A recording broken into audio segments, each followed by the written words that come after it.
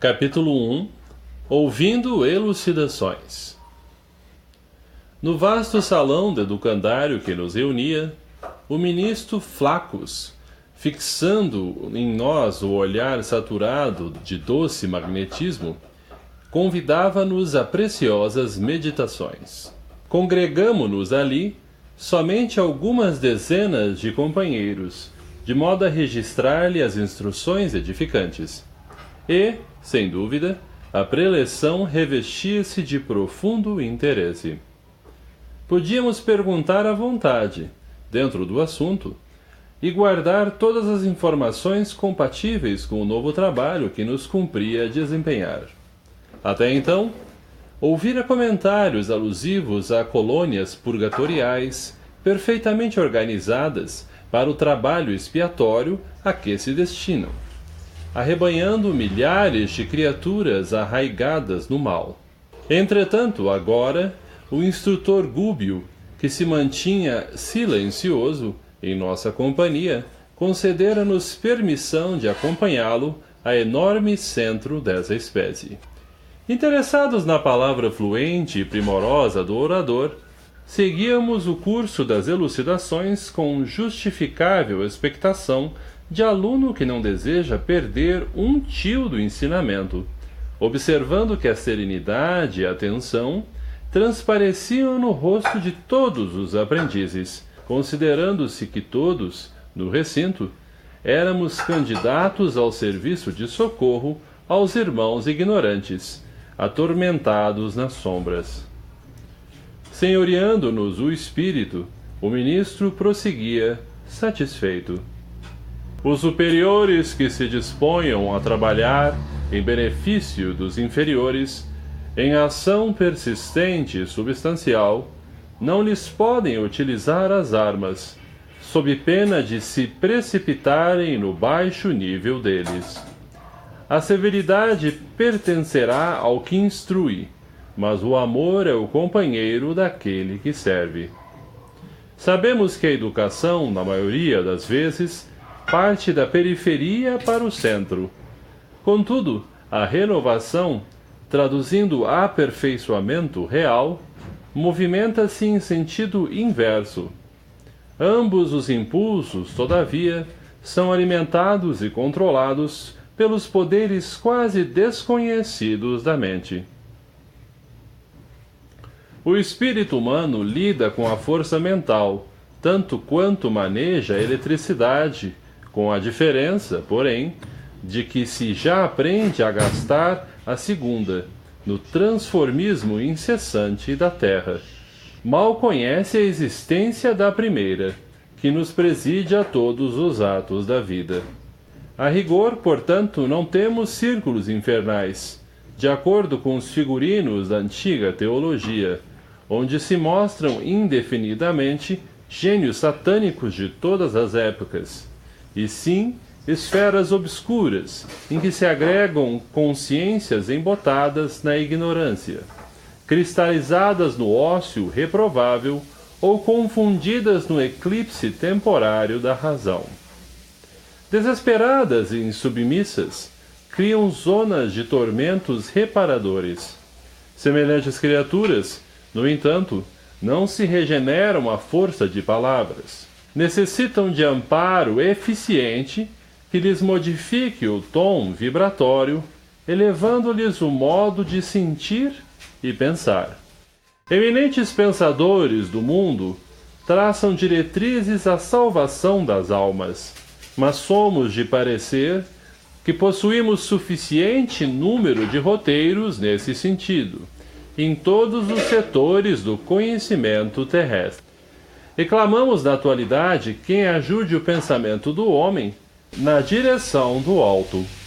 Empreender o tentame incentivando-se tão somente os valores culturais seria consagrar a tecnocracia, que procura a simples mecanização da vida, destruindo-lhe as sementes gloriosas de improvisação, de infinito e de eternidade. Grandes políticos e veneráveis condutores nunca se ausentaram do mundo. Passam pela multidão sacudindo-a ou arregimentando-a. É forçoso reconhecer, porém, que a organização humana por si só não atende às exigências do ser imperecível. Péricles, o estadista que legou seu nome a um século, realiza edificante trabalho educativo junto aos gregos. Entretanto, não lhes atenua a belicosidade e os pruridos de hegemonia, sucumbindo ao assédio de aflitivo desgosto. Alexandre, o Conquistador, organiza vastíssimo império, estabelecendo uma civilização respeitável. No entanto, não impede que os seus generais prossigam em conflitos sanguinolentos, difundindo o saque e a morte. Augusto, o Divino, unifica o Império Romano em sólidos alicerces, concretizando avançado programa político em benefício de todos os povos, mas não consegue banir de Roma o desvario pela dominação a qualquer preço. Constantino o Grande, advogado dos cristãos indefesos, oferece novo padrão de vida ao planeta. Contudo, não modifica as disposições detestáveis de quantos guerreavam em nome de Deus. Napoleão, o ditador, impõe novos métodos de progresso material em toda a terra, mas não se furta ele próprio às garras da tirania, pela simples ganância da posse. Pasteur, o cientista, defende a saúde do corpo humano, devotando-se abnegado ao combate silencioso da selva microbiana. Todavia, não pode evitar que seus contemporâneos se destruam reciprocamente em disputas incompreensíveis e cruéis. Permanecemos diante de um mundo civilizado na superfície, que reclama não só a presença daqueles que ensinam o bem, mas principalmente daqueles que o praticam.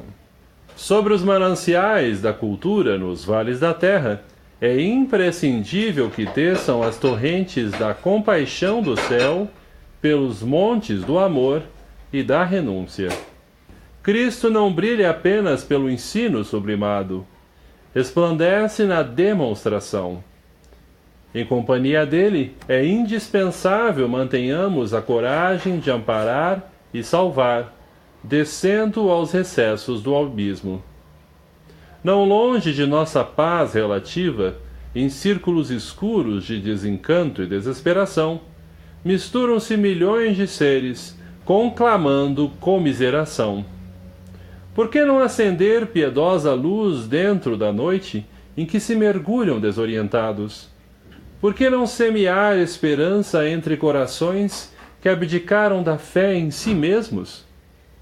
À frente, pois, de imensas coletividades em dolorosa petição de reajustamento, faz-se inadiável o auxílio restaurador. Somos entidades ainda infinitamente humildes e imperfeitas para nos candidatarmos, de pronto, à condição dos anjos. Comparada à grandeza inabordável para nós de milhões de sóis que obedecem a leis soberanas e divinas, em pleno universo, a nossa Terra, com todas as esferas de substância ultrafísica que a circundam, pode ser considerada qual laranja minúscula perante o Himalaia. E nós outros, confrontados com a excelsitude dos espíritos superiores, que dominam na sabedoria e na santidade, não passamos, por enquanto, de bactérias, controladas pelo impulso da fome e pelo magnetismo do amor.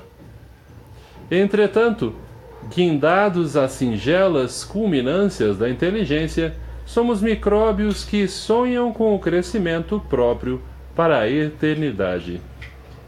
Enquanto o homem, nosso irmão, desintegra assombrado as formações atômicas, nós outros, distanciados do corpo denso, estudamos essa mesma energia por meio de aspectos que a ciência terrestre, por agora, mal conseguiria imaginar. Caminheiros, porém, que somos do progresso infinito, principiamos apenas ele e nós, a sondar a força mental, que nos condiciona as manifestações nos mais variados planos da natureza. Encarcerados ainda na lei de retorno, temos efetuado multisseculares recapitulações, por milênios consecutivos. Expressando-nos coletivamente, sabemos hoje que o espírito humano lida com a razão há, precisamente, 40.000 anos.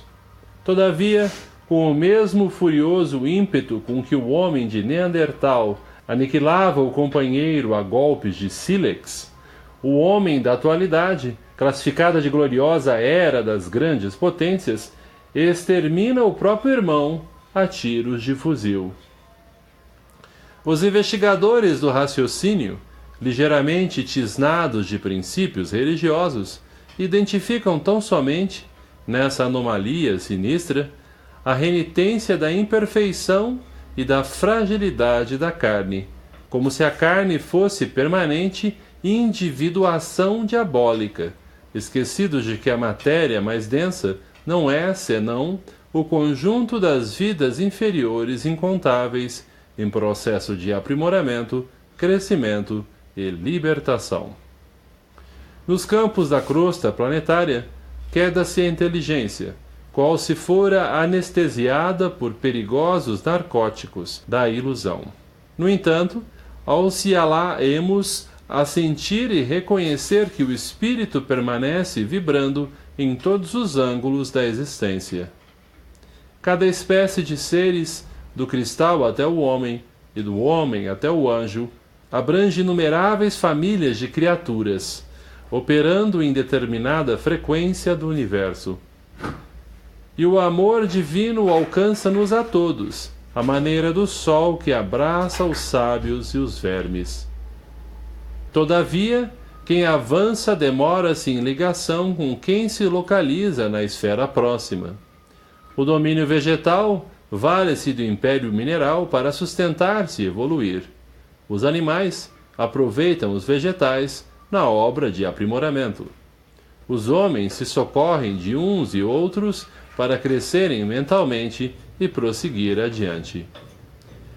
Atritam os reinos da vida, conhecidos na terra, entre si. Torturam-se e entredevoram-se por meio de rudes experiências, a fim de que os valores espirituais se desenvolvam e resplandeçam, refletindo a divina luz. Nesse ponto, o esclarecido ministro fez longa pausa, fitou-nos, bondoso, e continuou. Mas, além do principado humano, para lá das fronteiras sensoriais que guardam ciosamente a alma encarnada, amparando-a com limitada visão e benéfico esquecimento, começa vasto império espiritual, vizinho dos homens. Aí se agitam milhões de espíritos imperfeitos que partilham com as criaturas terrenas as condições de habitabilidade da crosta do mundo. Seres humanos, situados noutra faixa vibratória, apoiam-se na mente encarnada, por intermédio de falanges incontáveis, tão semiconscientes na responsabilidade e tão incompletas na virtude quanto os próprios homens. A matéria, congregando milhões de vidas embrionárias, é também a condensação de energia, atendendo aos imperativos do eu que lhe preside a destinação. Do hidrogênio às mais complexas unidades atômicas, é o poder do espírito terreno a alavanca diretora de prótons, nêutrons e elétrons, na estrada infinita da vida. Demora-se a inteligência corporificada no círculo humano em transitória região, adaptada às suas exigências de progresso e aperfeiçoamento, dentro da qual o protoplasma lhe faculta instrumentos de trabalho, crescimento e expansão.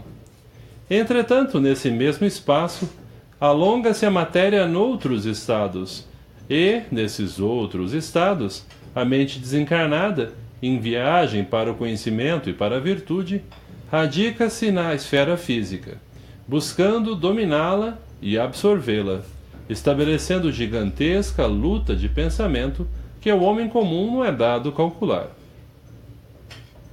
Frustrados em suas aspirações de vaidoso domínio no domicílio celestial, homens e mulheres de todos os climas e de todas as civilizações, depois da morte, esbarram nessa região em que se prolongam as atividades terrenas e elegem o instinto de soberania sobre a terra por única felicidade digna do impulso de conquistar.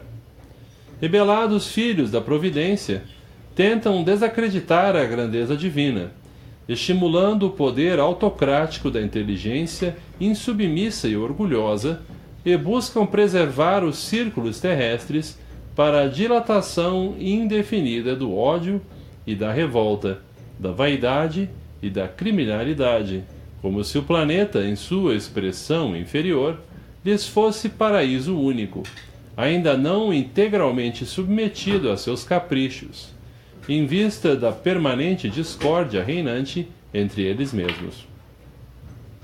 É que, confinados ao berço escabroso da ignorância em que o medo e a maldade, com inquietudes e perseguições recíprocas, lhes consomem as forças e lhes inutilizam o tempo, não se apercebem da situação dolorosa em que se acham. Fora do amor verdadeiro, toda união é temporária, e a guerra será sempre o estado natural daqueles que perseveram na posição de indisciplina. Um reino espiritual, dividido e atormentado, cerca a experiência humana em todas as direções, intentando dilatar o domínio permanente da tirania e da força. Sabemos que o Sol opera por meio de radiações, nutrindo maternalmente a vida a milhões de quilômetros. Sem nos referirmos às condições da matéria em que nos movimentamos, lembremo-nos de que, em nosso sistema, as existências mais rudimentares, desde os cumes iluminados aos recôncavos das trevas, estão sujeitas à sua influenciação. Como acontece aos corpos gigantescos do cosmos, também nós outros, espiritualmente, caminhamos para o zênite evolutivo, experimentando as radiações uns dos outros. Nesse processo multiforme de intercâmbio, atração, imantação e repulsão, aperfeiçoam-se mundos e almas na comunidade universal. Dentro de semelhante realidade, toda a nossa atividade terrestre se desdobra num campo de influências que nem mesmo nós, os aprendizes humanos em círculos mais altos, poderíamos, por enquanto, determinar. Incapacitados de prosseguir além do túmulo, a caminho do céu que não souberam conquistar, os filhos do desespero organizam-se em vastas colônias de ódio e miséria moral, disputando, entre si, a dominação da terra. Conservam igualmente, quanto ocorre a nós mesmos, largos e valiosos patrimônios intelectuais, e, anjos decaídos da ciência, buscam, acima de tudo, a perversão dos processos divinos que orientam a evolução planetária. Mentes cristalizadas na rebeldia tentam solapar em vão a sabedoria eterna, criando quistos de vida inferior na organização terrestre, entrincheiradas nas paixões escuras que lhes vergastam as consciências. Conhecem inumeráveis recursos de perturbar e ferir, obscurecer e aniquilar. Escravizam o serviço benéfico da reencarnação em grandes setores expiatórios e dispõem de agentes da discórdia contra todas as manifestações dos sublimes propósitos que o Senhor nos traçou às ações. Os homens terrenos que, semi-libertos do corpo, lhes conseguiram de identificar, de algum modo, a existência, recuaram, tímidos e espavoridos, espalhando entre os contemporâneos as noções de um inferno punitivo e infindável, encravado em tenebrosas regiões além da morte. A mente infantil da terra, embalada pela ternura paternal da providência, por intermédio da teologia comum, nunca pôde apreender mais intensivamente a realidade espiritual que nos governa os destinos. Raros compreendem na morte simples modificação de envoltório, e escasso número de pessoas, ainda mesmo tratando-se dos religiosos mais avançados, guardou a prudência de viver, no vaso físico, de conformidade com os princípios superiores que esposou. Somos defrontados agora pela necessidade da proclamação de verdades velhas para os velhos ouvidos e novas para os ouvidos novos da inteligência juvenil situada no mundo. O homem, herdeiro presuntivo da coroa celeste, é o condutor do próprio homem, dentro de enormes extensões do caminho evolutivo. Entre aquele que já se acerca do anjo e o selvagem que ainda se limita com o irracional, existem milhares de posições ocupadas pelo raciocínio e pelo sentimento dos mais variados matizes. E, se há uma corrente, brilhante e maravilhosa, de criaturas encarnadas e desencarnadas que se dirigem para o monte da sublimação, desferindo glorioso cântico de trabalho, imortalidade, beleza e esperança, exaltando a vida, outra corrente existe, escura e infeliz, nas mesmas condições, interessada em descer aos recôncavos das trevas, lançando perturbação, desânimo, desordem e sombra, consagrando a morte. Espíritos incompletos que somos ainda, aderimos aos movimentos que lhes dizem respeito e colhemos os benefícios da ascensão e da vitória, ou os prejuízos da descida e da derrota, controlados pelas inteligências mais vigorosas que a nossa e que seguem conosco, lado a lado, na zona progressiva ou deprimente em que nos colocamos. O inferno, por isso mesmo, é um problema de direção espiritual. Satã é a inteligência perversa.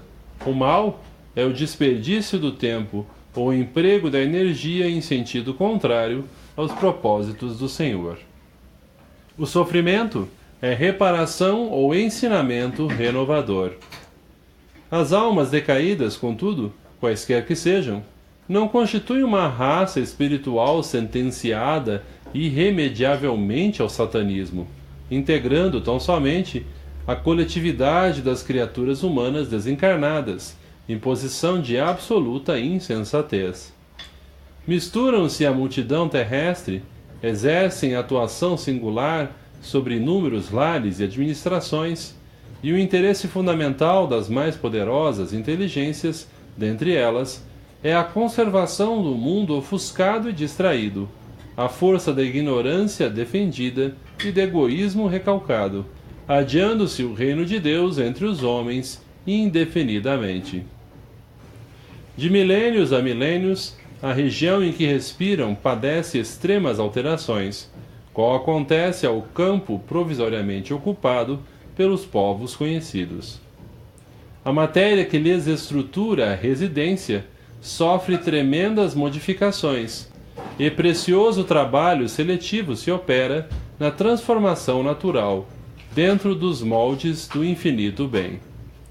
Entretanto, embora as fileiras compactas, incessantemente substituídas, persistem por séculos sucessivos, acompanhando o curso das civilizações e seguindo-lhes os esplendores e experiências, as aflições e derrotas.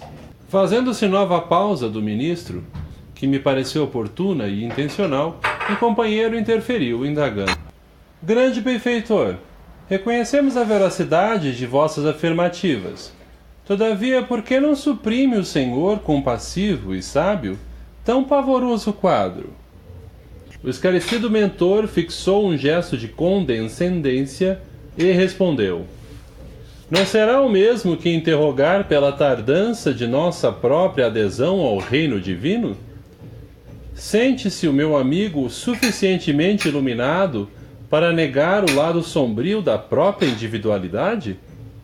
Libertou-se de todas as tentações que fluem dos escaninhos misteriosos da luta interna? Não admite que o orbe possua os seus círculos de luz e trevas, qual acontece a nós mesmos nos recessos do coração? E assim como duelamos em formidáveis conflitos por dentro, a vida planetária é compelida igualmente a combater nos recônditos ângulos de si mesma. Quanto à intervenção do Senhor, recordemo-nos de que os estudos desta hora não se prendem aos aspectos da compaixão, e sim aos problemas da justiça. Nós outros, e a humanidade militante na carne, não representamos senão diminuta parcela da família universal, confinados à faixa vibratória que nos é peculiar. Somos simplesmente alguns bilhões de seres perante a eternidade. E estejamos convencidos de que se o diamante é lapidado pelo diamante, o mal só pode ser corrigido pelo mal. Funciona a justiça por meio da injustiça aparente, até que o amor nasça e redima os que se condenaram a longas e dolorosas sentenças diante da boa lei. Homens perversos, calculistas, delituosos e inconsequentes são vigiados por gênios da mesma natureza, que se afinam com as tendências de que são portadores. Realmente, nunca faltou proteção do céu contra os tormentos que as almas endurecidas e ingratas semearam na terra, e os numes guardiães não se despreocupam dos tutelados. No entanto, seria ilógico e absurdo designar um anjo para custodiar criminosos. Os homens encarnados, de maneira geral, permanecem cercados pelas escuras e degradantes irradiações de entidades imperfeitas e indecisas, quanto eles próprios, criaturas que lhes são invisíveis ao olhar, mas que lhes partilham a residência. Em razão disso, o planeta, por enquanto, ainda não passa de vasto crivo de aprimoramento, ao qual somente os indivíduos excepcionalmente aperfeiçoados, pelo próprio esforço, conseguem escapar na direção das esferas sublimes. Considerando semelhante situação, o Mestre Divino exclamou perante o juiz, em Jerusalém: "Por agora o meu reino não é daqui." E pela mesma razão, Paulo de Tarso, depois de lutas angustiosas, escreve aos Efésios que não temos de lutar contra a carne e o sangue, mas sim contra os principados, contra as potestades, contra os príncipes das trevas e contra as hostes espirituais da maldade, nas próprias regiões celestes. Além, pois, do reino humano, o império imenso das inteligências desencarnadas participa de contínuo julgamento da humanidade. E, entendendo a nossa condição de trabalhadores incompletos, detentores de velhas dificuldades e terríveis inibições, na ordem do aprimoramento iluminativo, cabe-nos preparar recursos de auxílio, reconhecendo que a obra redentora é trabalho educativo por excelência. O sacrifício do Mestre representou o fermento divino, levedando toda a massa. É por isso que Jesus, acima de tudo, é o doador da sublimação para a vida imperecível. Absteve-se de manejar as paixões da turba, visto que reconhecer que a verdadeira obra salvacionista permanece radicada ao coração, e distanciou-se dos decretos políticos, não obstante reverenciá-los com inequívoco respeito à autoridade constituída. Por não ignorar que o serviço do Reino Celeste não depende de compromissos exteriores, mas do individualismo afeiçoado à boa vontade e ao espírito de renúncia em benefício dos semelhantes. Sem nosso esforço pessoal no bem, a obra regenerativa será adiada indefinidamente, compreendendo-se por precioso e indispensável nosso concurso fraterno para que irmãos nossos, provisoriamente impermeáveis no mal, se convertam aos desígnios divinos, aprendendo a utilizar os poderes da luz potencial de que são detentores. Somente o amor sentido, crido e vivido por nós provocará a eclosão dos raios de amor em nossos semelhantes. Sem polarizar as energias da alma na direção divina, ajustando-lhes o magnetismo ao centro do universo, todo o programa de redenção é um conjunto de palavras, pecando pela improbabilidade flagrante. O ministro sorriu para nós, expressivamente, e concluiu: terei sido bastante claro? Transbordava de todos os rostos o desejo de ouvi-lo por mais tempo.